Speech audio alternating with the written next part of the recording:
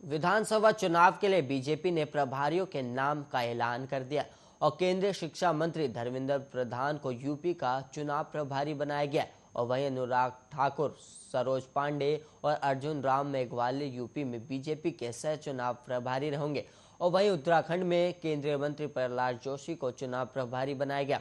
और वहीं सह प्रभारी के रूप में लोकसभा सांसद लोकेट चटर्जी और राष्ट्रीय प्रवक्ता सरदार आरपी सिंह होंगे।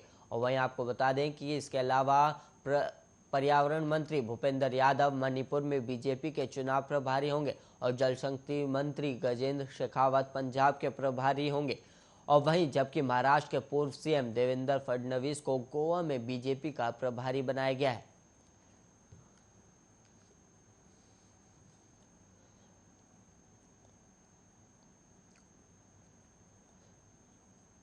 बिहार की लोक जनशक्ति पार्टी और पासवान परिवार के बीच चल रहे झगड़े के बीच एक खबर सामने आई है। मंगलवार को चिराग पासवान ने अपने चाचा और केंद्रीय मंत्री पशुपति पारस के घर जाकर उनसे मुलाकात की और इस मुलाकात का एक खास मकसद था कि चिराग पासवान अपने पिता और पूर्व केंद्रीय मंत्री रामविलास पासवान की पहली बरसी में शामिल होने के लिए अपने चाचा को आमंत्रित करने उनके घर गए थे।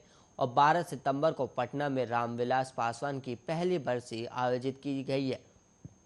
एलजेपी में फूट के बाद चिराग पासवान और चाचा पशुपति पारस के बीच ये पहली मुलाकात है। और पार्टी में टूट के अगले दिन जब चिराग पासवान पारस के घर पहुंचे थे तो दोनों की मुलाकात नहीं हो सकी थी। और सूत्रों के मुताबिक पारस के घर पहुंचकर चिराग पासवान ने अपने चाचा के पैर छुए और निमंत्रण पत्र सौंपा। और चिराग पासवान के नाम से छपे इस निमंत्रण पत्र में पशुपति पारस और उनके पुत्र यश राज के साथ साथ सांसद प्रिंस राज और उनके भाई का भी नाम लिखा है। और पशुपति पारस के करीबियों का कहना है कि उनके 12 सितंबर के आयोजन में शामिल होने की संभावना है।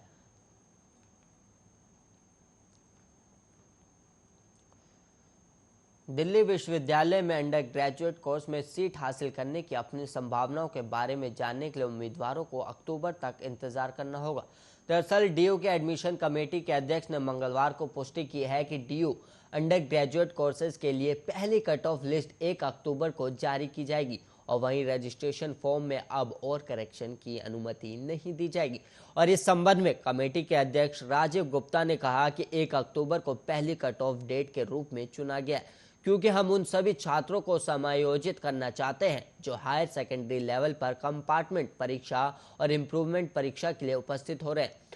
क्योंकि सीबीएसई फिजिकल मोड में एग्जाम आयोजित कर रहा है, इसलिए हम उन छात्रों को भी मौका देना चाहते थे। और सीबीएसई कंपार्टमेंट और इम्प्रूवमेंट परीक्षाएं 16 सितंबर को खत्म हो रही हैं और डीयू को उम्मीद है कि इन एग्जाम के परिणाम 1 अक्टूबर तक घोषित कर दिए जाएंगे।